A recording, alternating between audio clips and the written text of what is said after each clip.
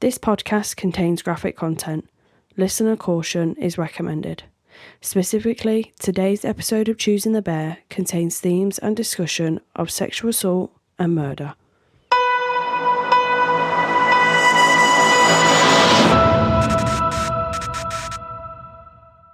Hello, welcome to Choosing the Bear, a true crime podcast where we present, explain and discuss a range of different crimes. My name is Lois and with me is my co-host / brother Daniel. Today's episode is on the murder of Zara Aleena.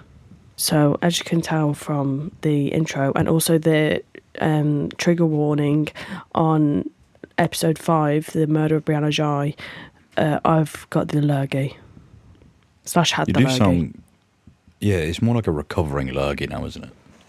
Yeah, when I did the trigger warning for Brianna, it was kind of like in the mist. I took the day off work. Yeah, I took the day off work, and then I was like, oh no, I still have to be somewhat productive, so I had to record the trigger warning there and then, and I did it. I soldiered on. Oh, I just realised episode 5's not out yet, is it? Well, for us it isn't out. No, I mean, we've already done it, but it's not out. Yeah. Comes out on... Because I was trying to think, I was like, I don't remember hearing that, and then realised I've not listened to it yet, so why would I? I want to know. Yeah, I have them scheduled for 9 a.m. every Monday, in case anyone's wondering. How are you then? How are you doing? How's your week? In the week it's been? Well, since we last spoke to the pod, I had my performance, which went well. I didn't win, but I gained experience, so it's all okay. And that's a win in itself, some would argue. Then I got the lurgy, I got ill, so that was cool. And then other than that, I've just been working and researching. Like, after I come back from work, I'll make dinner, shower, whatever, and then literally just research. It's a busy old life you're now leading, isn't it? Now that you've got this, it's like there's an actual another work sort of thing. I mean, it's not work, we're not being paid, but I know, but I literally but then I think I like it like that because I feel like I'd be really bored without doing anything. All I would do is just watch TV. Yeah, no, it's a nice hobby, I guess. Yeah, and I find it so interesting. I actually love doing all the research. How are you, Daniel? Yeah, thanks for asking. No, I'm okay. I'm really tired. I probably sound it.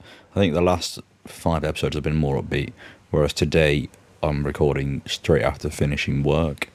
And obviously, I stated before, new job, new responsibilities, lots of learning. So I'm a bit tired, but I'm in good spirits.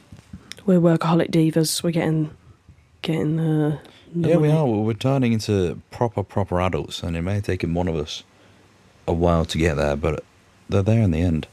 That person being me. I also wanted to say, I kind of have a bit of a public service announcement. Right. Dark Horse, the album by Nickelback, is one of my all-time favourites. Why? I'm not even. I was driving why home. Is the album? I was driving home from work the other day, and I was listening to it, and I was like, "This is actual gold." Yeah, no, it's a good album, but why have you brought that up now? Why? Because when I was driving home, I thought I need to talk about this. What's your favourite song? It's got to be Just to Get High. Just to Get High is a banger. And that is one of my all-time favourite songs. It's sick. It's so good. Nickelback as a band are just very underrated, I feel. I know, and they have a documentary on Netflix that I'm yet to watch, but I watched the little preview trailer of it, and it was it's called Hate to Love Nickelback. I genuinely had no idea that they received so much hate. What a shame. I mean, I feel like most early 2000s bands sort of did at a time, where people started to grow up and it was oh, it's cringe to listen to Nickelback, But then you grow up and you go back into it, you're like, oh, I like it. Yeah, they're good. I love Nickelback. Maybe watch that documentary and report back next week. If I have time, because I'm watching Real Housewives of Cheshire, because I've watched every other Housewives, kind of. And I'm now rewatching one episode a day of Daredevil to prepare for the lead up to the new season. So I really fear I may not have time. I feel like in every sort of flim-flam sort of intro bit we do, we always end up talking about Daredevil. The MCU. Marvel Cinematic Universe. But yeah, no. You're doing well with the Daredevil stuff. But we'll see how that goes, because when this comes out, God, what's that, 2 weeks' time? It'll be like February the 9th, I think, when this comes out. I'm just looking blankly because I don't know. Anyway, that's enough about the future. Let's talk about the now. What are we doing? The February 10th. Right, okay. So today we're going to be discussing the murder of Zara Aleena. You may recognise this once we get into it because it's a pretty recent case. It was in 2022. Oh, wow, okay. The name doesn't ring a bell, I don't think. So... Yeah, as we go through, you may... it might be like the Philpott case where I didn't know until the latter. Yeah. Yeah. Okay, let's go. Okay, pack it up, pack it in. Let us begin. Let us begin. Zara was born in the year of 1986 and she was described as a, quote, family person, a loyal friend and a community person. Her family said that she, quote, never sat down, she was working, studying, thinking, planning, dreaming, but she wasn't a dreamer. She was acting towards her dreams. Whoa. Oh. God, that's really overwhelming, actually. I feel like I could probably cry. It's a nice quote. You all right? I feel like I somewhat... What's that? Not resent with that. Resign. Identify with that. Relate. Yeah, relate. Zara had a passion for women's rights and always wanted to fight for justice. She volunteered at a soup kitchen for homeless people and worked to help victims of violence. Her aunt, Farah Naz, said that, quote, she worked with refugees, she worked with women who suffered violence at the hands of men, and she's known in the violence against girls industry. So overall, a lovely, lovely woman. A real good Samaritan of a person. Yes. Yeah. Also, when I was editing the last episode, I'm literally always going, like, taking big, deep breaths. I literally sound like I'm working out as I'm talking. It's so embarrassing. 5 weeks before her murder, she started at the Royal Courts of Justice. On her first day, she sent her friends a smiling selfie saying that she couldn't believe that she was there. She was employed for an administrative role that took her one step closer to becoming a lawyer. Zara had passed the solicitor's exams with a dissertation. Her whole life's work went into achieving this moment. Zara felt like a new chapter of her life had started, progressing towards her dream job. So she's making moves. She's really like one of those people that puts their mind to something and they achieve it, like solicitor and law and all that sort of stuff. Like, I've not done any of that. I've got no interest in being a lawyer or whatever. But, like, I know it's hard, really hard to get into there. So, yeah, she's a real achiever. A lot of work. Yeah. On the 26th of June 2022, Zara met a friend in one of her local pubs, the Great Spoon of Ilford in East London. Together they enjoyed a meal and a drink before moving on to the next bar. At around 2 a.m. on the 27th, so like they were out for the night and this is like the morning of, Zara and her friend left the bar. Her friend caught a taxi, but Zara walked as the bar was about 10 minutes from her home. One of Zara's aunts said that she imagines her walking home that night. Quote, she had this bounce when she walked, so much energy. Walking made her feel free. Oh, God. At the same time, really lovely things to say about her. I know. At the same time Zara had begun walking home, Jordan McSweeney had been kicked out of a bar for harassing staff. Jordan at the time was 29 years old and was known to police. He had 28 convictions for 69 different offences. 69? Yes, oh my offences, God. yeah. Only 28 convictions? Yeah. He's 29 years old. Oh my God. When Jordan was 17, he was convicted of assaulting a young woman, leaving her with a swollen eye. So when he was 17. It's a teenager, young adult. In 2021, a 3-year restraining order was placed on him, preventing him from making any form of contact with a woman. He also committed crimes from 2006 to 2009. He was 13 and those were dealt by juvenile courts in Kent. So he's been causing havoc and shit since he was like a teenager. One of those little shitty kids. He also had been reported for domestic violence by previous partners and had threatened to kill a prison officer. One source said that Jordan had grown up with domestic violence. His first memory of his dad was when he tried to drown his mum in the bath. Oh. So we've got like a cycle of shit going on here. Yeah, no, this is insane. His first memory of his dad was his dad trying to drown his mum. In the bath, yeah. Oh my God, that's horrific. I mean, I don't know how old he would have been, but regardless if you see that, but especially as a child. Yeah, like that imprint that will leave will be fucking huge. 1 week before he murdered Zara, he had been released from prison and placed on licence for criminal damage, racially aggravated harassment and unauthorised possession of a knife. He failed to attend his first probation appointment, and on the 20th of June he failed to show up to his second appointment. His mum said that he'd missed these appointments as he was passed out drunk at her house. He'd subsequently been recalled and the probation service started these proceedings on the 22nd of June. On the 25th of June, police showed up at Jordan's mum's house to arrest him, but he wasn't there. So I know there's a lot of dates floating around, but basically, he failed to show up to his 2 probation meetings, so then the probation service was like, right, let's recall him back to prison. And they started that on the 22nd of June, and then on the 25th of June, the police went to his mum's house to rearrest him, but he wasn't there. So where is he, is the question. And he attacked Zara on the morning, like early morning hours of the 27th. So 2 days after when he could have been arrested. Because the police... Is another one of those, like, if things had been just a bit different, whole life could have been saved sort of thing. Yep. Oh, man. CCTV captured Jordan walking and following different women. One woman was seen looking over her shoulder several times, checking if he was still trailing behind her. Concerned for her safety, she went into a convenience store. Jordan initially follows her and bumps into her as he walked around the shop. And if you, like, Google Jordan McSweeney or Zara Aleena, like, you can see, like, the CCTV video and, like, pictures of him, like, following the women. It's so, like, chilling.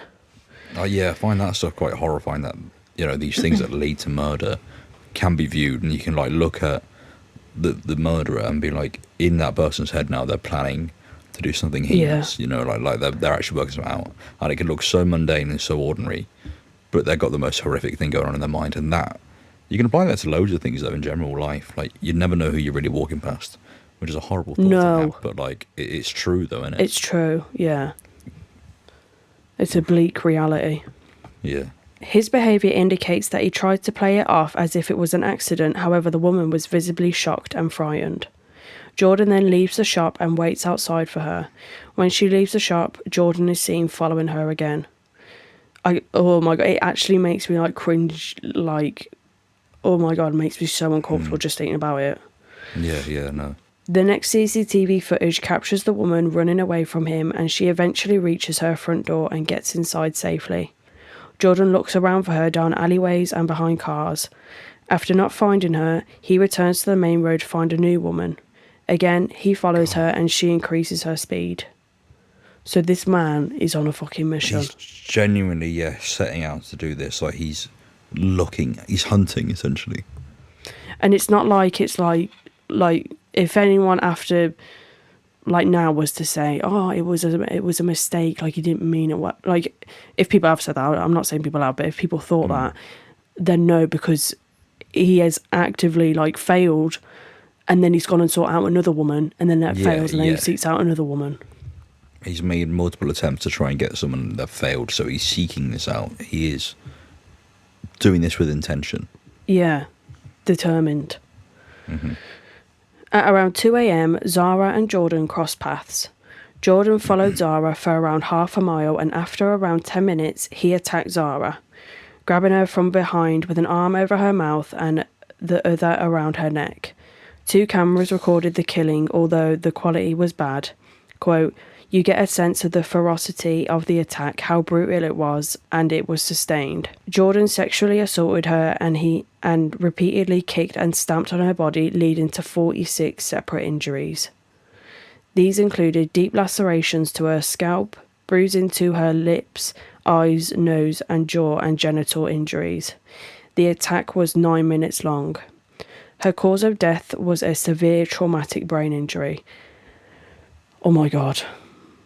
A brain injury, like from being beaten, like she was literally beaten to death. Stamped on, yeah, like that's 9 minutes as well. Yeah. Like if you Like break that that down in the context of time. like an attack, 9 minutes is horrendously long. Yeah. Oh my God, like that's so brutal. Like it's vicious. Zara was left for dead. Passers-by found her on a driveway struggling to breathe. An ambulance arrived at 2:45 a.m, but it was too late. Zara Aleena died in hospital at 9:58 a.m. on June 27th, 2022. She was 36 years old. Oh God, It's so fucking depressing. Yeah, because if you think back to just like we said earlier about the police, if they had caught him earlier, if he was at his mum's house when they went to go and arrest him, this woman would most likely still be alive right now. But then it's also how he had 28 convictions and 69 different offences. Like, we need a system. If there is, then great, but clearly it's not fucking working. We need a system put in place that, like, I don't know, when someone has it's like Mick Philpott, when someone has a track record of just doing shit. I'm not like saying, oh, it's shit. I mean, like, a track record of being violent and racially aggravated assaults and like a long track record, and then they just escalate and it's like similar to serial killers. How like they'll start with animals and then escalate to humans. No, I 100% agree. There should be, I don't say like a watch list, I don't mean like that, but I mean like precautions in place, being like, this person has a history of doing these things. Is this what measures can we put in place, you know? At around 11 a.m, police visited Zara's grandparents' house. They showed them the CCTV footage of Zara at the pub to help identify her. Police explained to the family what had happened. After the attack, Jordan made his way back to his caravan parked on a fairground site in a local park. The day after he killed Zara, CCTV captured him walking through the fairground site, holding a plastic bag that contained blood-stained clothes and the shoes he wore during the killing. The bag was found at the ticket office of the fairground the following day when police came to arrest him. So he's just trying to dispose of the evidence and shit. Jordan refused to answer any questions police had for him during the interview. The court was told that he, quote, yawned and said he was bored. See, this is stuff that just terrifies me as well.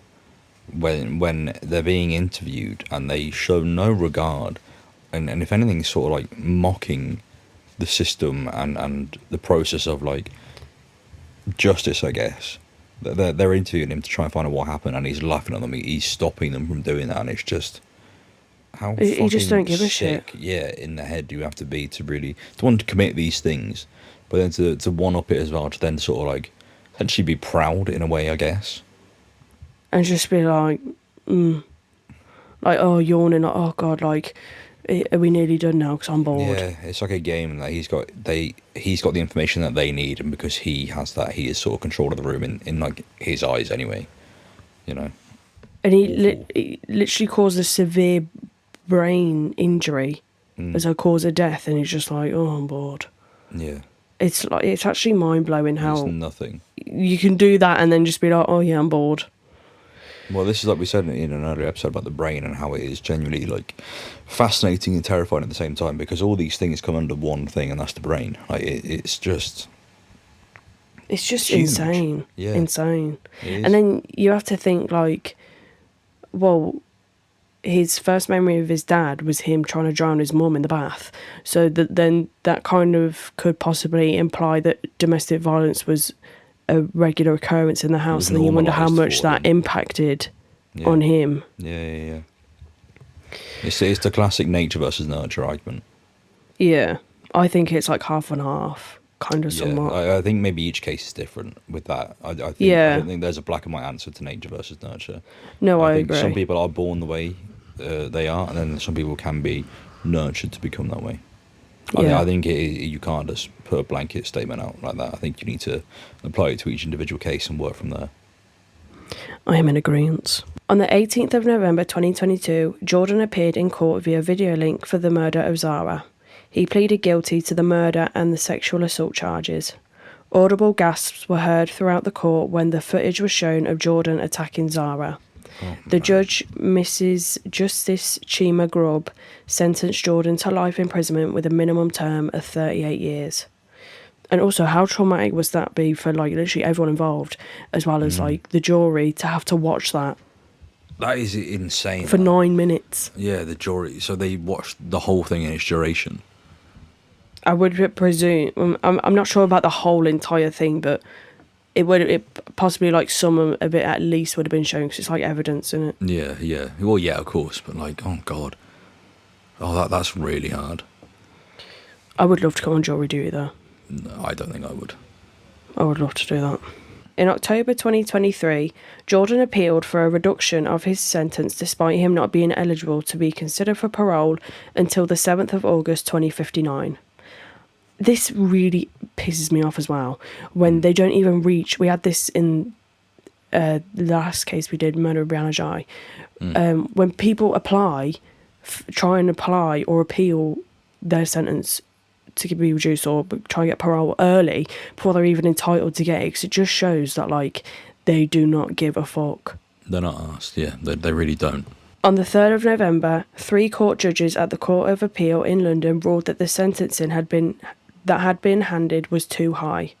His sentence was reduced by 5 years, meaning he will serve a minimum of 33 years and had a new parole eligibility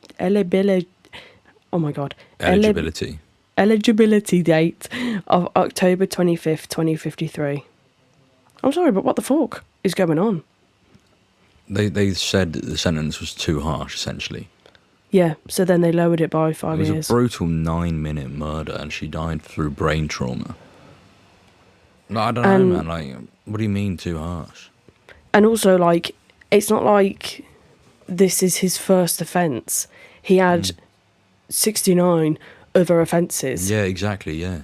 But I mean, obviously he's being charged on this one thing, so I guess it's like that. You can't take the others into the actual... No, yeah. Sentencing, I guess. But it's just chicks. It's like, well, clearly this person's just a piece of shit. It is, absolutely. On the 31st of October 2024, a prison officer had pleaded guilty to misconduct in public office as she had started a relationship with Jordan in HMP Belmarsh. Jordan didn't appear via video link as it was claimed that he had difficulty walking. He'd failed to attend a previous hearing after telling prison officers that he, quote, couldn't be bothered. Jordan was charged with encouraging or assisting the commission of an indictable, I think that is, offence, and is due to appear in court on the 19th of November. On the 6th of July 2022, an inquest was held by coroner Nadia Persuad. It stated that Zara's death was, quote, contributed by the failure of multiple state agencies, unquote. One of the failings was the risk level Jordan was deemed to be to the public. He was incorrectly registered as a medium risk. If he had been listed a high risk, more urgent action would have been taken to recall him to prison before he was able to murder Zara. Oh my God. So again, just another thing. If one thing was different, this entire thing might not have happened. And if he was to be deemed medium risk, then what the actual fuck is high risk? Yeah. That's just What's insane. annoying about that is that's... I don't know the system properly, as in, like, their computer systems. I don't know this stuff. But that sounds like it'd just be selecting high and then filling out the reasons for why it's a high risk, right? So it doesn't sound like it'd be that much hard work. So again, tiny little things that could have been changed. Yeah. It's just that add up of shit, like failings. Underfunding and underreporting were also issues brought up in the report. Prisoners are being released up to 70 days early to ease prison overcrowding. Oh my God, don't even get me started. It's, oh my God, it really fucking winds me up. Like, I remember seeing an article not long ago, might have been in Scotland, and it was like, or it could have been England, but people who were released from prison early, like, failed to have electronic tags put on them and stuff, so they were literally just roaming out. Oh my God. On the 28th of August 2022, around 100 people gathered in Ilford Town Hall. A protest march was taking place in Zara's memory, organised by the group Walk It Out. The marchers went down the high street and eventually reached Cranbrook Road and stopped at the driveway where Zara was killed. A laminated photograph and bundles of flowers sat at the pavement. Zara's family remembers her as being the most loved member of their family. Quote, "She was assertive and outgoing, articulate and funny person. 2 women a week are murdered in the UK. More needs to be done in preventing violent predators from roaming the streets and keeping women and girls safe. Zara was simply walking home." Oh, man. It is that, like, she genuinely was just making a trip home.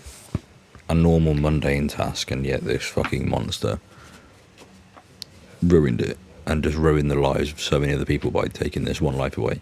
Yeah. Oh, it's just sickening, man. Like, this whole thing is just awful. And this was, like, commonly people will report or refer to this one in relation to the murder of Sarah Everard. So yeah, that's the infuriatingly disturbing case of the murder of Zara Aleena. It's just shit. It's a rough one, isn't it? It is, and I think as well, depending on the mood you listen to this in, like, because I'm quite tired today, like, it hits harder. Yeah. When, you know, really break it down and deep it a bit too much, like, oh my God, man.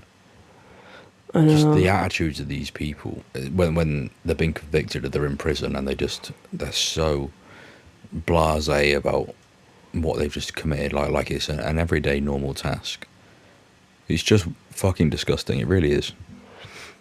Thankfully, I'm quite good at, like, disassociating, so once I've, like, researched it or, like, listened to a podcast about, like, something, after that, and also because my memory's a bit shit, after that I kind of just, like, somewhat forget. Like, I don't really, like, retain the information much. I mean, striking things I do. The other day when I was at work, I listened to a 3-parter, and, like, the parts were probably about an hour and a half long, podcast about the Uvalde school shooting. Oh my God. I genuinely was literally about to burst into tears. It's probably one of the worst ones I've ever listened to. Oh God. It was, it's horrendous. But no, disassociating is a good thing. I think, especially when you're dealing with this sort of stuff, that you need to be able to work out how far you can go before your own mental health gets, triggered or whatnot. Yeah, like I'll listen to true crime podcasts, and, like, only when I'm in work. It does make the day go quick, but, like, I'm not the kind of person who, like, just puts them on to, like... You don't want to overindulge, because it can be something where... No, it would get too much. That's why I quite like how we're only doing about half an hour, 40 minutes, So we're not taking up too much time of the day. Yeah, and we could just be a car journey, a quick car journey from one place to another. Yeah, I've also started researching, speaking of school shootings, I started yesterday researching the Dunblane school shooting, which happened in Scotland. And I'm pretty sure... Oh, do you know that one? I'm pretty sure after that one, it was what caused guns to get banned in the UK. Yeah, because I remember when I was in year 11, and I was when I was in year 13, sorry, and I was doing my final drama piece of the year, we looked up the Columbine massacre, and then that obviously then, like, fed through to look at the Dunblane one. Oh, really? Yeah. So, I mean, I don't know details, but I know of it. Yeah, it is horrendous. Like, and when I was listening to the Uvalde one, they were like they played clips of, like, the parents, like, campaigning to get, like, laws or, like, a change of law, like, regarding people buying guns and stuff like that. And I'm just like, oh my God. And they were just it was horrendous. Yeah, it's awful. Horrendous. I feel like this after show chat is a bit bleak. It is. It's a bit, it's really fell off a cliff, if I'm honest. I think maybe just because the energy's a bit on the floor today for both of us. But sometimes that's what you get, I'm afraid. Sometimes... And also I am recovering from the lurgs. You're recovering from the lurgs. I'm still adjusting to this new 9-to-5 lifestyle. So, deal with it, to be honest. Grafters in the house. Grafters in the house. But after this now I'm going to go make myself some dinner. What are you having? Today I'm going to have a tikka masala with rice. Oh, yummy. And with cinnamon on it.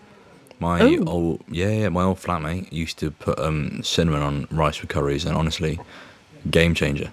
So since then, I don't know. No, honestly, it's lovely. That. Since then, since he introduced me to that, it's all I've been doing. So I'm going to go I would have have a never- tikka masala with cinnamon rice and just, I don't know, might find a film to watch or something and just try and chill out for the night.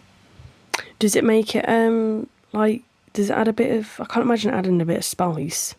No, not spice, sort of. A kick. Yeah, I don't really know how to describe it, if I'm honest. I really did just blank. But it's lovely, I'll tell you that. It's bloody lovely.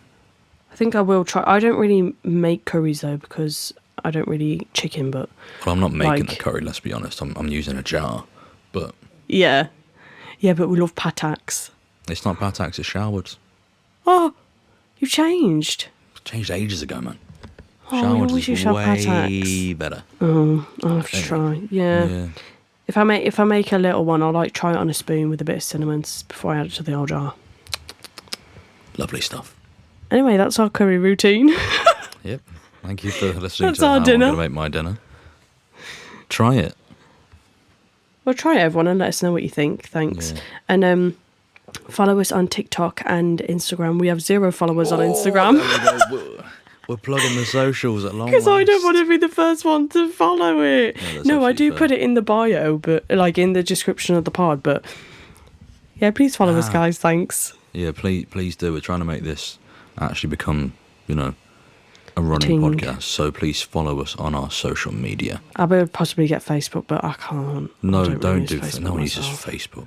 And then I might get a Twitter, but then after Elon Musk's antiques on the weekend, Maybe I just think I might Blue be deleting my Sky. own fucking account. no. Yeah, I want to try Blue Sky. Podcast I follow have moved off to Blue Sky, so I think I should also be making the jump soon. Oh, really? So maybe we'll make a Blue Sky account. Who knows? But yeah, Instagram and TikTok are where it's at right now. Yeah, we don't have any more. Not that anyone would pretend to be us, but we don't have any more. Yeah. So, thanks for listening, girlies, the gays, the theys, and the girls. Everybody, thank you. Ta-da, bye. Bye. Oh my god, that was loud.